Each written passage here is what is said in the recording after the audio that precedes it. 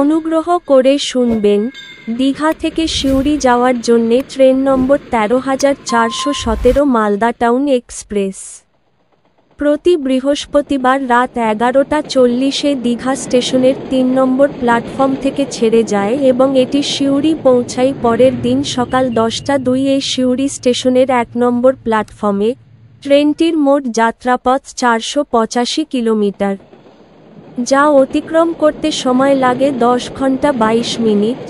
এই ট্রেনের গড় গতিবেগ ৪৭ কিলোমিটার প্রতি ঘন্টা এবং সর্বোচ্চ গতিবেগ ১১০ কিলোমিটার প্রতি ঘন্টা। এই ট্রেনটি যাত্রাপথে মোট ১১টি স্টেশনে দাঁড়ায়। এই ট্রেনের গন্তব্যস্থল মালদা টাউন।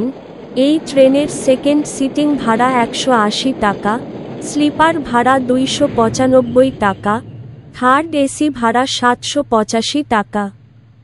ভিডিওটি ভালো লাগলে লাইক করবেন এবং সঠিক তথ্যের জন্য চ্যানেলটিকে সাবস্ক্রাইব করবেন।